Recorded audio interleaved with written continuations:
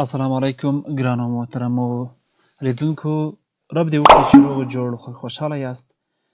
د دویچ لرنن auf پښتو د درسونو په لړۍ کې 200 مهم لغاتونه په جرمني الماني ژبه کې لرو. نو په همدې درس کې به 200 مهم لغاتونه کوم چې په جرمني الماني ژبه کې ډیر مروج او کارول کیږي زده کړو. نو دلته همغه 200 لغاتونه لرو. your body یعنی دلته به د بدن د ځینو اعضاو یا غړو په اړه باندې زده کړو. دلته لرو همغه د 200 لغاتونو په مجموعه کې your body یعنی دلته همغه د بدن د اعضاو یا غړو په اړه باندې ده. das Mädchen داسې article ده.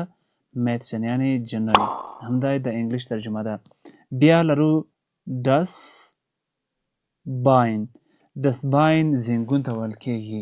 das article ده، Bein یعنی زنګون. das Bein زنګون ته ویل کیږي. بیا همدلته لرو das Haar څه ته ویل کیږي؟ ویښتان. das Haar ویښتان. صحیح پورته ورسره د انګلیسي ترجمه هم لیکل شوې ده. بیا دلته لرو der Kopf سر ته ویل کیږي. der article ده. همدارنګه بیا لرو په همدې برخه کې das Junge ماشوم. بیا همدلته لرو die Arm یا die Arm هغه مړوند ته ویل کیږي. همدلته په تصویر کې هم لیدلای شئ. بیا لرو das Ohr څه ته ویل کیږي؟ غوږ. همدارنګه په تصویر کې دلته وینئ. بیا لرو die Nase article ده. Nase پوزه یا پزه. die Nase پوزې ته ویل کیږي. der Finger همدلته په تصویر کې وینئ. der Finger. بیا لرو die Zähne غاښونه مجموعه ده یعنی جمع ده حالت. بیا لرو der Mund خولې ته ویل کیږي. mouth خولو. der Mund. همدارنګه die Zunge ژبې ته ویل کیږي. die Zunge ژبه. همدارنګه په دې برخه کې die Hand article ده. hand لاس. die Hand لاس ته ویل کیږي. die article hand لاس. die Hand. بیا لرو der Fuß دا پښې ته ویل کیږي. die article ده. همدارنګه دا پاتې شوی وو das Auge سترګې ته ویل کیږي. سترګه. das article ده. Auge سترګه. das Auge سترګه. دلته اوس لرو things to wear هغه څیزونه چې د اغوستلو لپاره وي. das T-shirt ټي-شرټ ته ویل کیږي. پورته ورسره د انګلیسي ترجمه هم لیکل شوې ده. das article ده ورسره. بیا لرو die jeans پتلون همدې ته ویل کیږي. په تصویر کې وینئ. بیا لرو die Schuhe بوټونو ته ویل کیږي. die Schuhe بوټونه. die article ده. die Schuhe بوټونو لپاره. بیا das Kleid article ده. Kleid کمیس. das Kleid کمیس ته ویل کیږي. der Regenmantel die article ده. Regenmantel دی رینکوټ یا هغه کوټ چې د باران د مخنیوي لپاره کارول کیږي. Regenmantel ورته ویل کیږي. der article ده. بیا همدلته die article ده. handschuhe د دستکشو لپاره. die handschuhe دستکشو ته ویل کیږي.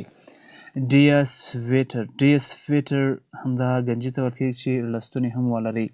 بیا لرو die Hose همهغه پتلون ته ویل کیږي. die Hose همدا هوزه ده. بیا لرو die Socken die article ده. Socken د جرابو لپاره.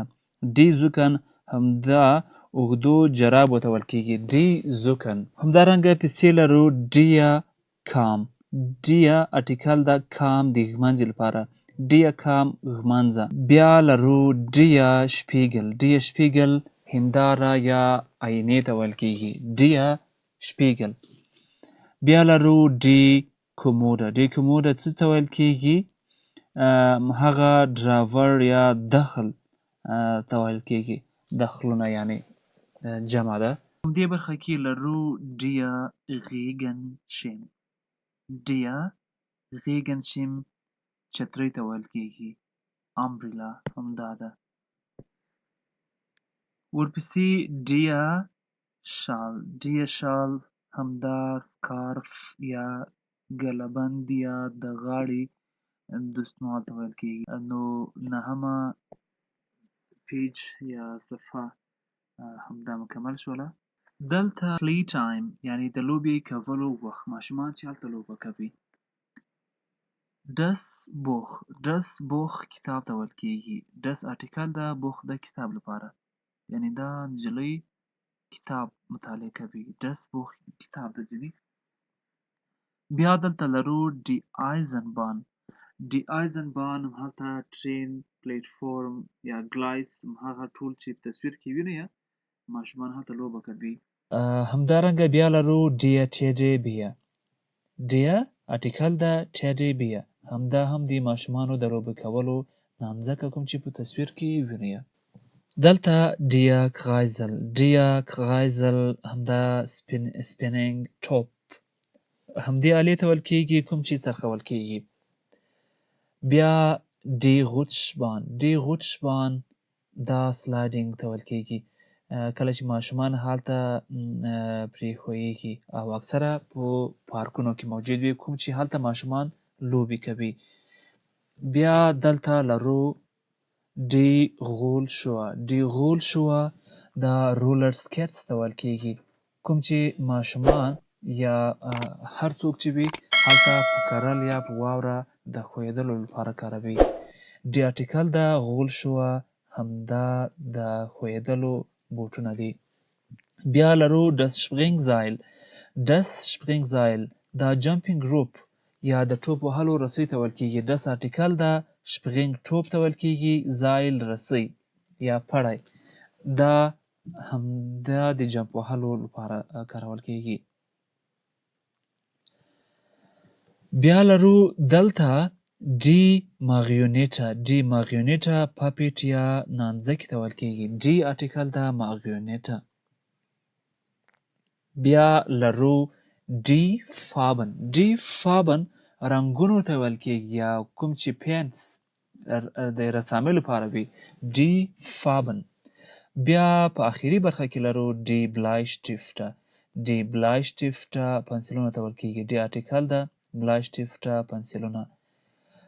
نو همدا 11مه صفحه پای ته ورسېدله او همدا درس هم دلته خاتمه مومي.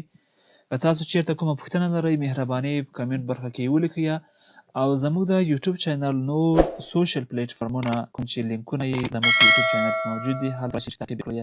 همدارنګه تاسو کولی شئ چې زموږ د یوټیوب چینل واتساپ ګروپ جوین کړئ، هلته همدا کتاب او ډیری نور کتابونه ترلاسه کړئ. نو تر نورو درسونو پورې ښې چارې الله مو مل شه.